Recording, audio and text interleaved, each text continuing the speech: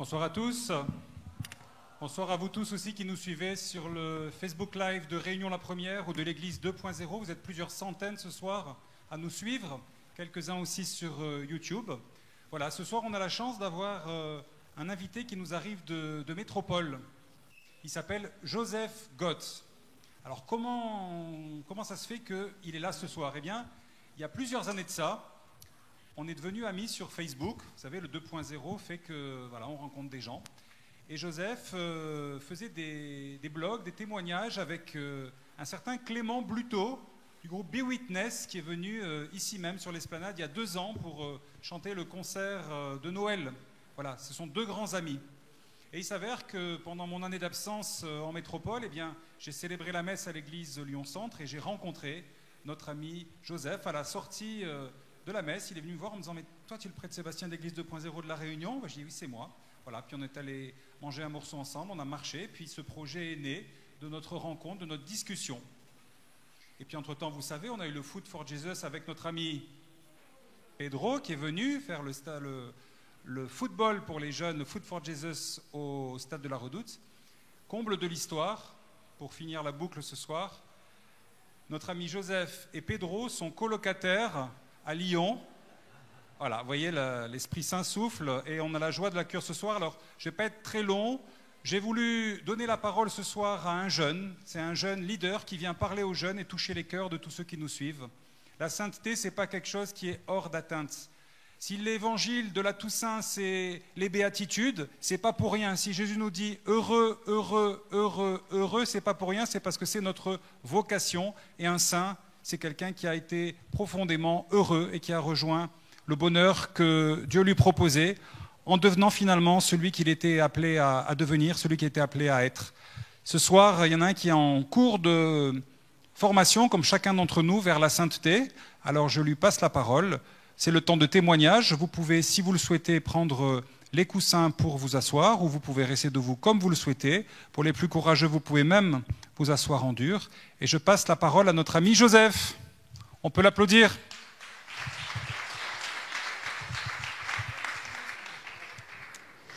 Bonsoir La Réunion. Comment il est? Gaillard ou pas gaillard? Bon, je m'arrête là pour le créole. Je prendrai des cours avec vous pour la prochaine fois. Bonjour à toutes et à tous. Bonjour à vous qui sont là en présentiel. Bonjour aussi à ceux qui nous regardent sur Internet. Je suis vraiment heureux et honoré d'être avec vous ce soir. Je laisse peut-être quelques instants pour que vous puissiez prendre place. Donc, je m'appelle Joseph Gott, comme l'a dit le Père Sébastien, et je suis étudiant, j'ai 24 ans. Et ce soir, j'ai l'occasion de vous partager un peu de mon témoignage, non pas parce que ma vie est forcément hyper intéressante, mais parce que, voilà, peut-être ça pourra vous rappeler certains éléments de votre propre vie et vous amener à cheminer vous aussi dans ce processus de la sainteté dont nous a parlé le Père Sébastien. Donc j'ai grandi dans une famille nombreuse. On est 6 enfants, je suis le dernier. Alors est-ce qu'il y en a qui viennent d'une famille de plus de 6 enfants ici? Levez la main. Ouais, quelques-uns. Plus de 7? Plus de 8? Ouais, plus de 9? Ok, plus de 10? Toujours la main. Je crois que vous avez gagné, madame. Combien vous êtes dans votre famille? 11 enfants. Bravo à la maman. Hein.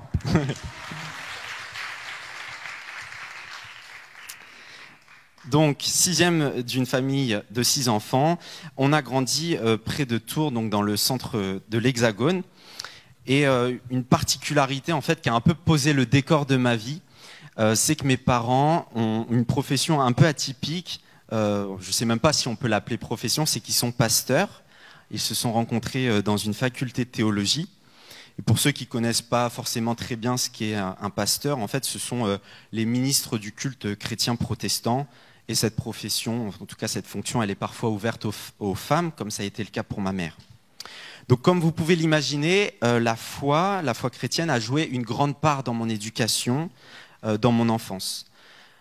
Mais à côté de ça, j'ai suivi toute ma scolarité dans l'école publique. Et je ne sais pas forcément comment c'est ici à La Réunion, mais dans l'Hexagone, la religion est souvent tabou. C'est quelque chose qui n'est pas le bienvenu, et ça, je l'ai senti assez rapidement.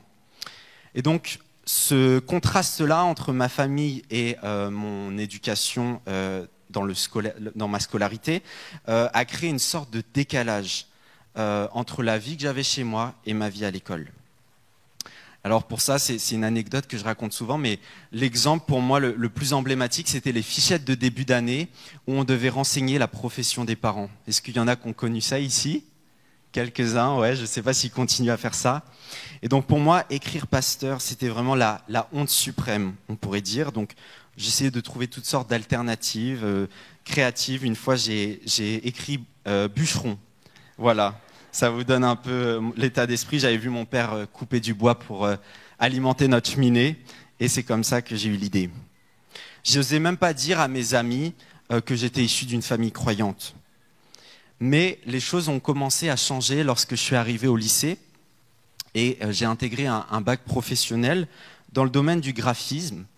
Et dans ce lycée professionnel qui était spécialisé dans les métiers d'art, j'ai ressenti une certaine ouverture d'esprit que je ne ressentais pas au collège. Je dirais qu'au collège, fallait rentrer dans le moule, voilà, tout le monde a les mêmes vêtements, tout le monde a les mêmes codes. Au lycée, c'était un peu plus la différence qui était valorisée, en tout cas dans ce lycée spécialisé dans les métiers d'art. Alors, j'y cachais pas ni la religion, ni la profession de mes parents, ni ma passion pour le dessin. Je me sentais moi-même et ça semblait plutôt bien marcher. J'avais beaucoup d'amis, j'étais assez populaire et j'avais d'excellents résultats scolaires. Et pour la foi chrétienne dont je vous ai parlé, j'étais un peu tombé dans l'extrême inverse. J'aimais afficher mon appartenance chrétienne haut et fort avec des chapelets, des bracelets avec des icônes, des t-shirts au message biblique. Et voilà, c'était même pas spécialement très présent chez les protestants, cette culture de la démonstrativité, mais moi j'aimais ça. J'aimais entrer en débat avec mes surveillants, voilà, créer des débats sur ce qu'était le prosélytisme ou pas. Mais en fait, j'étais bien, je pense, dans une démarche de prosélytisme, d'expression peut-être exagérée de ma foi. En tout cas, ce que je retiens de cette période de ma vie, c'est que j'avais ce besoin d'exprimer mon appartenance religieuse par des signes extérieurs, mais ma foi en tant que telle restait de quelque chose de très secondaire dans ma vie. C'était celle de mes parents et elle restait quelque peu étrangère à moi. J'avais aucune conviction en fait concernant l'existence de Dieu. Donc les années sont passées, je me suis retrouvé en première année d'études après le bac, ce qui m'a poussé à déménager de ville, à quitter mon environnement familial pour me diriger tout d'abord à Bordeaux. Et donc là, je vivais seul pour la première fois de ma vie. C'était un changement d'ambiance complet entre la famille nombreuse et puis cette vie dans un studio. Et puis j'ai aussi intégré un cursus dans lequel je me sentais assez seul dans ma foi. J'avais plus ma famille, plus mes amis à l'église. Et mes profs à l'université n'hésitaient pas à aussi attaquer la crédibilité de la foi, notamment de la foi chrétienne. Du coup, tout ça me déstabilisait un peu. J'étais dans ce domaine d'études qui est la publicité et je trouvais que c'était un domaine parfois un peu superficiel. Il fallait pousser les gens à consommer à tout prix, à acheter à tout prix, peu importe les conséquences que ça pouvait avoir sur l'environnement notamment. Et tout ça m'a mis un peu dans un processus de réflexion cette année, jusqu'à un cours de chinois qui était ma LV2 que j'avais choisi. Et dans ce cours-là, je ne sais pas trop pourquoi, mais j'ai été foudroyé d'un coup par une question. Et la question, c'était la suivante. Qu'est-ce qui va se passer après la mort ? Alors, je pense que c'est le genre de question qu'on s'est tous posé un jour. Et moi, je me l'étais déjà posé étant enfant. Mais puisqu'elle me mettait mal à l'aise, c'était quelque chose que j'essayais de repousser, de mettre de côté. Voilà, je me dis, la vie est longue, je penserai à ça plus tard, quand je serai vieux, entre guillemets. Et j'essayais d'éviter. Parce que finalement, cette idée qu'un néant infini après la mort puisse exister, comme beaucoup de gens le pensaient dans mon entourage, ça m'angoissait. Mais ce jour-là, je n'ai pas réussi à m'enlever cette idée de la tête. Elle remettait en question qui j'étais et ce que je faisais. Et ça a un peu marqué le début d'une traversée du désert, en quelque sorte. Je remettais tout en question dans ma vie et je me demandais cette question qu'on se pose aussi tous un jour, quel est le sens de mon existence ? Alors auparavant, avant cette expérience, j'étais obsédé par ma réussite, par ma popularité, mes résultats scolaires, mon succès, mon intégration professionnelle ou même mon épanouissement personnel. Et quelque part, on pourrait dire que le sens de ma vie, ça résidait dans l'ambition de devenir quelqu'un aux yeux de ce monde. Seulement, quand j'ai eu cette question qui m'a révélé un peu la noirceur de la mort, j'ai compris que tous les espoirs que j'avais placés dans ce monde étaient superficiels, éphémères, que finalement, toutes ces aspirations, ça ne pourrait pas forcément changer ma destinée. Et au contraire, en fait, l'idée de faire plein de belles choses, d'avoir cumulé plein d'expériences, si un jour je devais m'éteindre, est-ce que ça en valait forcément la peine? Au contraire, je dirais que ça me décourageait, moi, dans ma situation. Et donc, j'ai expérimenté un peu cette souffrance de voir mon petit monde chamboulé. Je me levais le matin sans trop savoir l'utilité de tout ce que j'allais m'efforcer d'entreprendre dans la journée. Et dans cette sécheresse spirituelle qui était un peu étouffante, je suis parti à la recherche de la vérité, à la recherche de la vie, et quelque part à la recherche de Dieu qui est lui-même la vie en abondance et la vérité, chose que j'ai découverte un peu plus tard. J'étais un jeune en quête de sens, comme il y en a beaucoup autour de vous, peut-être vous vous sentez aussi concerné. Cette réflexion sur le sens de mon existence, elle a été longue, elle poursuit encore aujourd'hui dans une autre mesure, mais ce soir j'aimerais revenir sur cette question centrale qu'on se pose tous un jour, que l'on soit croyant ou non. Pourquoi suis-je sur Terre? Quel est le but de mon existence? Alors en cette veillée de Toussaint, je voudrais tout particulièrement vous partager un aspect, parce qu'il y a voilà, c'est une large question, mais j'aimerais vous partager une réponse que j'ai découverte dans la parole de Dieu, dans la Bible. Et tout d'abord, je voulais vous lire ce verset qu'on trouve dans la première lettre de Saint Paul aux Thessaloniciens, et au chapitre 4, verset 3, dans lequel il est écrit « Ce que Dieu veut, c'est votre progression dans la sainteté. » Une autre version dit les choses comme ça. « Voici quelle est la volonté de Dieu, c'est que vous soyez saints. » Alors, comme dirait le rappeur Orelsan, c'est basique, c'est simple. La volonté de Dieu, c'est que vous soyez saints. La volonté de Dieu, c'est que je sois saint. Mais encore faut-il comprendre ce que c'est la sainteté dont on a parlé beaucoup ce week-end. Et moi, j'avoue que pendant longtemps, la sainteté, c'était très mystérieux pour moi. Je ne sais pas s'il y en a qui sont dans ce cas-là, on ne fera pas voter cette fois, mais soit je pensais que c'était quelque chose de réservé un peu à une élite spirituelle, on pourrait dire des chrétiens hors du commun, ou soit je trouvais que c'était un discours culpabilisant qui mettait en lumière un peu tout ce qui, dans ma vie, justement, n'était pas très sain. Et ce soir, je vous propose d'aborder le sujet avec une perspective un peu différente, puisque, comme nous le rappelle saint Paul dans sa lettre, la sainteté n'est pas réservée à une élite spirituelle. Nous sommes en réalité tous appelés à la sainteté.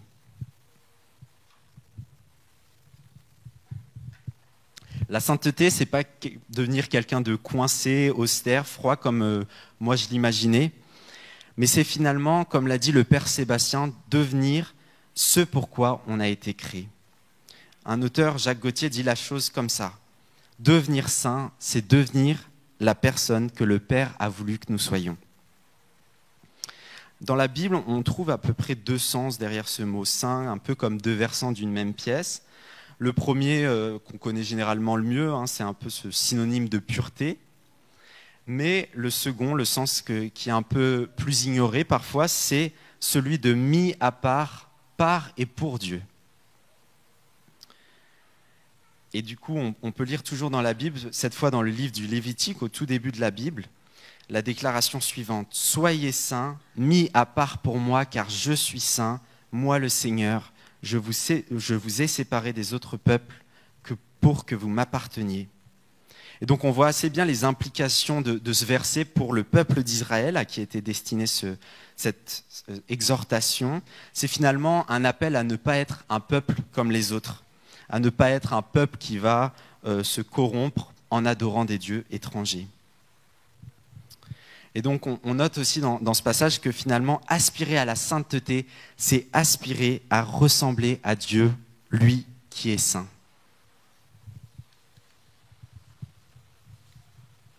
Ce qui est intéressant, c'est que ce passage, il remonte à la Torah, au tout début de la Bible, je le disais, et on observe que dès les débuts de l'histoire du peuple de Dieu, la volonté de Dieu pour son peuple, c'est la sainteté. Et on parcourt, si vous avez un jour l'occasion de lire un peu la Bible comme ça, de A à Z, vous verrez qu'il y a des années, des milliers d'années qui passent, et le peuple que Dieu a choisi, les Hébreux, vont tenter par leur propre force de suivre les commandements qu'il leur a donnés, d'atteindre, on pourrait dire, sa perfection, lui qui est saint. Mais finalement, ça semble être une succession d'échecs. Le peuple se détourne constamment de Dieu, du Dieu véritable, du Dieu d'Israël, pour revenir au faux Dieu, l'argent, le pouvoir, la sexualité dans un cadre qui n'est pas celui donné par Dieu, etc. Alors vous savez, moi dans ma vie, j'ai peut-être pas construit une statue, un veau d'or, comme on peut le lire dans la Bible, mais il y a eu d'autres idoles dans ma vie, des idoles plus subtiles. Et l'une d'entre elles a été la pornographie. Je fais partie de cette génération qui a grandi avec l'émergence de ces contenus gratuitement, de manière accessible et librement, en quelques clics, depuis son ordinateur ou depuis son téléphone. Et peu à peu, finalement, ce qui était devenu une découverte que je daterais peut-être à mes années de primaire, c'est devenu une habitude au collège. Et finalement, qu'est-ce qu'il y avait de mal? Tous mes amis semblaient dans le même bateau et on en parlait même de manière décomplexée. Mais en fait, je me suis trouvé dans une situation où petit à petit, cette découverte est devenue quelque chose que je n'arrivais plus à arrêter de faire. C'était en quelque sorte une addiction. Je retombais tout le temps dedans, malgré mes efforts de m'en défaire. Et ce soir, je veux peut-être lever un malentendu, c'est que la sainteté, ce n'est pas être parfait par ses propres forces. Le peuple des Hébreux, comme vous, comme moi, on est incapable d'être à la hauteur de Dieu, de nos propres moyens. Mais il y a une bonne nouvelle dans tout ça, c'est la bonne nouvelle de l'Évangile, et c'est que Dieu finalement a vu la situation dans laquelle on était. Puisqu'on était incapable finalement de se hisser à la hauteur de Dieu, c'est lui-même qui est descendu à nous en la personne de son Fils Jésus. Et la Bible dit les choses ainsi dans 2 Corinthiens, « Celui qui n'a pas connu le péché, il l'a fait devenir péché pour nous, afin qu'en lui nous devenions justice de Dieu. » Marie-Eugène de l'Enfant Jésus écrivait la chose suivante, « Dans le combat, le héros c'est celui qui arrive à vaincre, le saint c'est celui qui laisse triompher Dieu en lui. » Dans le combat, le héros c'est celui qui arrive à vaincre, le saint, c'est celui qui laisse triompher Dieu en lui. Alors une question que je vous pose ce soir, une première question, suis-je prêt, suis-je prête à laisser Dieu triompher en moi? Pour poursuivre mon témoignage en ce sens, je vous disais que tout à l'heure, je vous racontais un peu ce jour où j'ai commencé à douter de tout dans ma vie. Puis les mois ont passé et puis à l'aide de livres, de vidéos que j'ai regardées sur Internet, notamment par rapport aux expériences de mort imminente, mais aussi des discussions avec des parents, avec mes parents, des proches, aussi la contemplation de la nature, de sa beauté. J'ai commencé de plus en plus à admettre que oui, peut-être, Dieu existait, en tout cas d'un point de vue intellectuel. Mais c'est comme s'il me manquait encore un déclic. Et puis, je m'étais inscrit un peu par hasard à un week-end, un rassemblement de plusieurs groupes de jeunes et aumôneries de ma région. C'était le week-end de Pentecôte de l'année 2016. Et donc, je suis parti avec d'autres jeunes de mon église. Et il y avait là différents intervenants qui tous insistaient sur ressentir la présence de Dieu, accueillir l'Esprit Saint dans sa vie comme on l'a prié tout à l'heure et on l'a chanté. Alors, ce n'était pas nouveau pour moi. Mais auparavant, j'avais toujours l'impression que ce genre de discours, c'était des grands mythos, c'était des expériences pour des gens un peu naïfs, à qui il manquait quelque chose dans la vie. Mais j'ai été quand même interpellé par une parole d'un témoin, d'un intervenant qui a dit la chose suivante, « Ta fierté te tuera ». Alors c'était une déclaration un peu surprenante, parfois peut-être un peu choquante, mais elle m'a vraiment interpellé parce que toute ma vie, j'avais, on pourrait dire, fixé à Dieu des zones interdites. C'était Dieu, d'accord, le dimanche, je suis OK d'aller à l'église, des choses comme ça. Mais sur certains autres domaines de ma vie, c'est n'y va pas, quoi. J'ai pas envie de t'écouter, je veux faire les choses à ma sauce, à ma façon. Et je veillais sans cesse à ne pas me mettre dans une posture humiliante, voilà, comme ceux qui pouvaient peut-être pleurer en affirmant ressentir l'amour de Dieu. Personnellement, j'étais trop fier pour vivre ce genre de choses. Mais ce jour-là, précisément, j'ai pris conscience que finalement, comme l'a dit cet intervenant, la fierté sera un chemin qui me pourrirait la vie.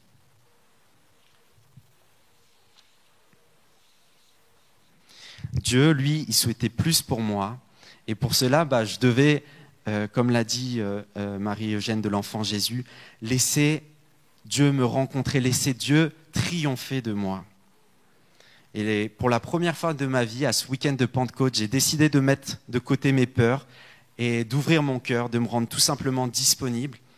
Et lors d'un temps de prière, assez simplement, je me suis senti rempli d'une présence, d'une joie, d'une paix, d'une manière que je ne l'avais jamais expérimentée auparavant.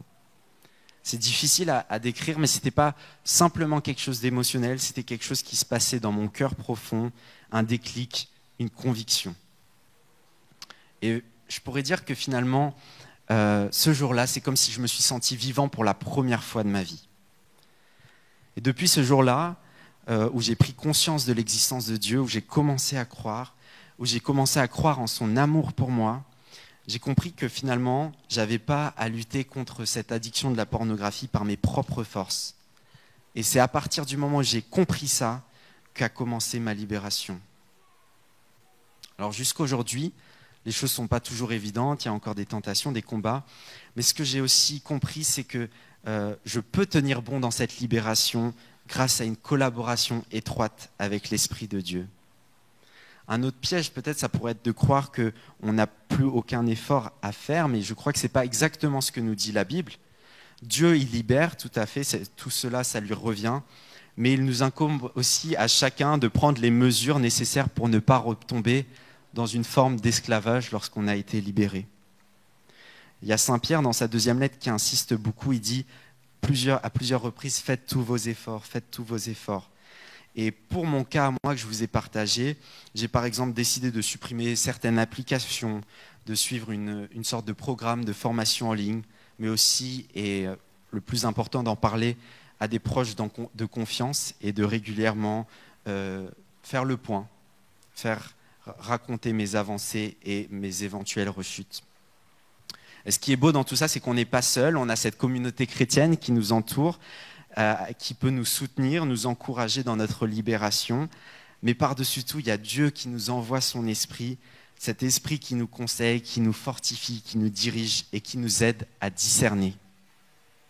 La seconde question que je veux vous poser ce soir, c'est la suivante. Quelle action je peux mettre en place aujourd'hui dans ma vie pour tenir ferme dans la liberté que Dieu me donne ?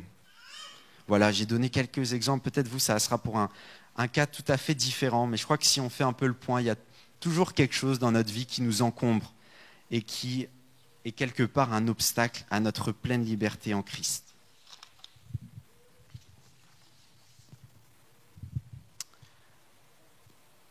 Mis à part, et pour Dieu, séparé de mes peurs et de ce qui faisait obstacle à ma liberté, j'ai cherché à exprimer ça quelques semaines après, en lançant un blog que j'ai intitulé « Vivre sa jeunesse autrement ».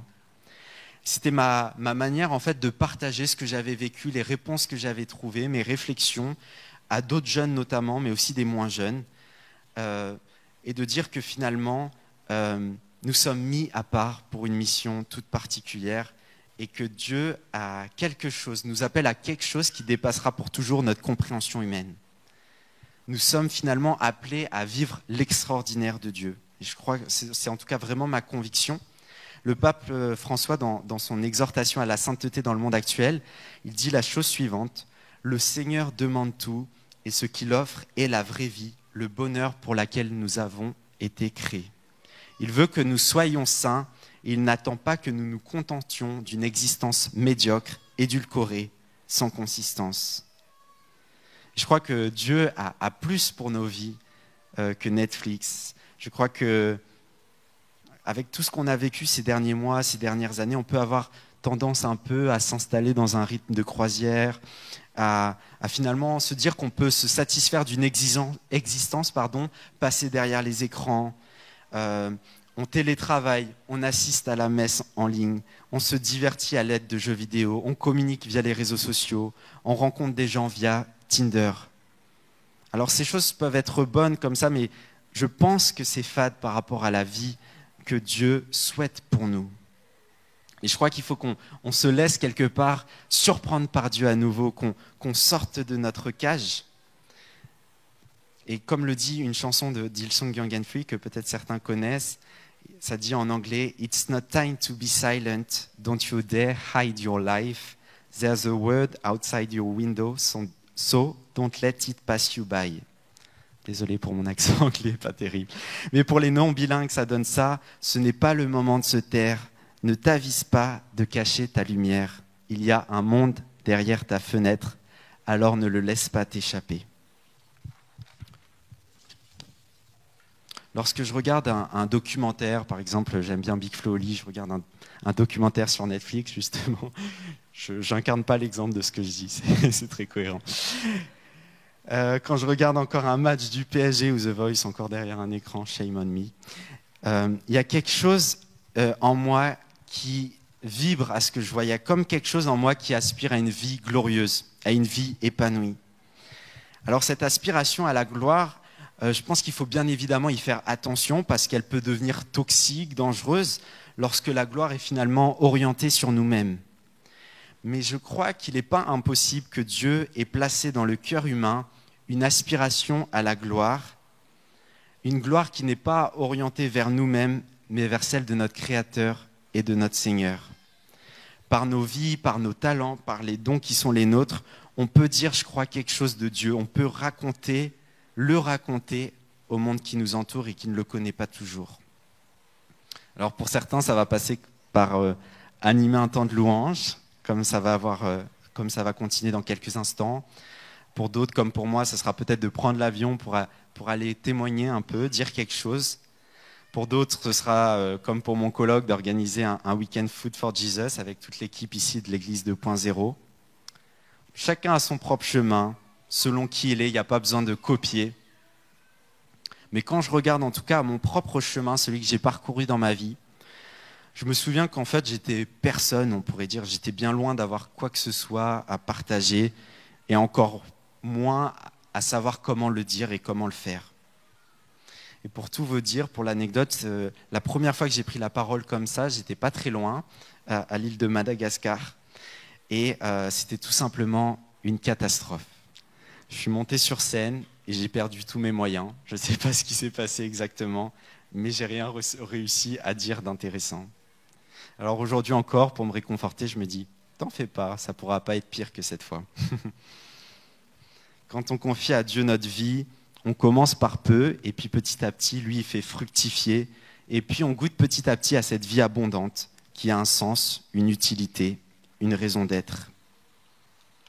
C'est un peu, vous savez, comme ce jeune enfant ou ce jeune qu'on peut découvrir dans les évangiles et qui confie à Jésus ses 5 pains et ses 2 poissons.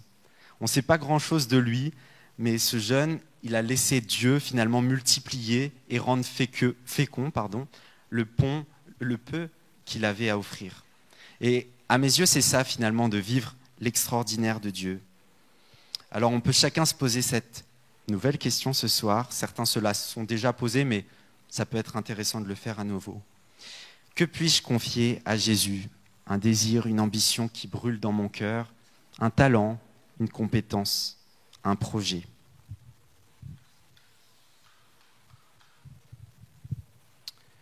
La sainteté, elle nous conduit vers l'extraordinaire de Dieu, mais le chemin pour y parvenir est tout simple, pour prendre l'expression de Mère Teresa. Et je crois que la sainteté, finalement, c'est l'extraordinaire qui se déploie dans l'ordinaire. Donc ce soir, je ne suis pas venu pour vendre une vie de rêve d'influenceur à Dubaï. C'est peut-être d'ailleurs un peu le contraire. La vie chrétienne, je ne crois pas que c'est un repli d'une élite sur elle-même, isolée quelque part dans un monde, dans un désert artificiel, transformé en lieu de vie. La sainteté, elle commence par des choses simples, un engagement ici à l'église 2.0 ou dans votre paroisse, une maraude auprès de personnes dans une détresse sociale, un camarade, un collègue, un ami à qui vous allez pouvoir témoigner d'un amour peu ordinaire, désintéressé, à l'image de Jésus.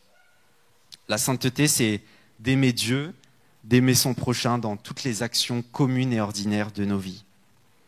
Un pasteur américain qui s'appelle Rick Warren dit la chose suivante: toute activité peut devenir une adoration quand on l'accomplit pour la louange, la gloire et le plaisir de Dieu. De prendre conscience de ça dans ma vie, ça a été un peu une bombe. En fait, j'ai compris que j'avais plus à fuir mes études, à fuir mes petits engagements, à fuir finalement les corvées et les démarches de ma vie quotidienne, parce que tout ça, si je le faisais d'une certaine manière, ça pouvait être une louange à Dieu. Et peut-être que certains d'entre vous se trouvent dans une situation de leur vie où ils ont l'impression d'être complètement inutiles pour le royaume de Dieu. Mais croyez-moi, crois-moi, Dieu peut t'utiliser là où tu te trouves, car toutes les sphères de la société ont besoin de lui. Les médias, le médical, le social, le sport, le business, les arts, le tourisme, la restauration, le bâtiment, l'éducation, la liste est encore longue. Ce qui va rendre cet ordinaire de nos vies extraordinaire, c'est le cœur et l'amour qu'on va y mettre. C'est de prendre conscience de la place de choix que l'on occupe pour témoigner de Dieu auprès de ceux qui nous entourent. Et c'est ce que je m'essaye en tout cas de m'appliquer à moi-même. Auparavant, j'étais beaucoup dans la communication. Aujourd'hui, c'est plutôt dans la communication politique, dans le domaine universitaire également. Et souvent, en fait, quand je me présente, j'emploie cette formule: un jeune ordinaire passionné par un Dieu extraordinaire. Finalement, si vous deviez retenir quelque chose de moi, ça serait juste ça, cette petite formule, ça me convient. Parce que quand je regarde à mon passé, j'observe que j'étais la plus ordinaire des personnes, mais que pourtant Dieu a bien voulu m'utiliser à mon échelle, avec mes dons, avec mes capacités, et je crois qu'il en est de même pour vous. Voici donc la toute dernière question, c'est promis. Comment puis-je manifester mon amour pour Dieu et pour mon prochain dans le concret de ma vie quotidienne? Tout ce que je viens de vous partager est simple, mais comme des gens que j'apprécie le disent, la foi, c'est simple. Et à mon tour, je dirais que la sainteté, finalement, c'est assez simple. C'est être mis à part pour vivre l'extraordinaire de Dieu déployé dans l'ordinaire de nos vies. Ce n'est pas le moment de se taire, ne t'avise pas de cacher ta lumière. Il y a un monde derrière ta fenêtre, alors ne le laisse pas t'échapper. Soyez bénis.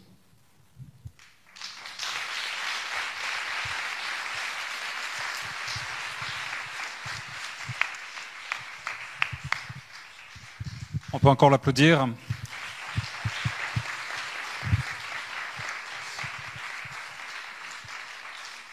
Un très très grand merci à Joseph pour son témoignage de vie et voir l'action de Dieu dans l'ordinaire de sa vie. Ce témoignage et tout ce qu'il a vécu, il l'a mis par écrit dans un bouquin qui s'appelle sous-titre « Vive sa jeunesse autrement », sous-titre « 20 défis pour ma génération ». Alors, on pensait bêtement que les exemplaires viendraient à nous tout seuls ce soir, mais non, si on ne fait rien, ils ne viennent pas tout seuls. Donc, ils seront disponibles, si vous le souhaitez. Ils sont déjà disponibles à la Rhôde et à la librairie La Case en l'air. Voilà, ils trônent en bonne place. Donc, si vous souhaitez l'offrir à des amis, à des jeunes qui se retrouveraient dans l'expérience et dans le témoignage de Joseph, n'hésitez pas. Ça peut être un beau cadeau de Noël. Et puis, si vous souhaitez aussi réentendre, vous qui nous suivez sur les réseaux sociaux, qui voudrait rencontrer Joseph en chair et en os, partager avec lui, échanger aussi avec lui poser des questions, eh bien sachez qu'il reviendra mardi soir à l'aumônerie de l'université à 18h30. Voilà. Donc s'il y en a qui veulent venir mardi soir à l'aumônerie de l'université, c'est ouvert à tous aussi.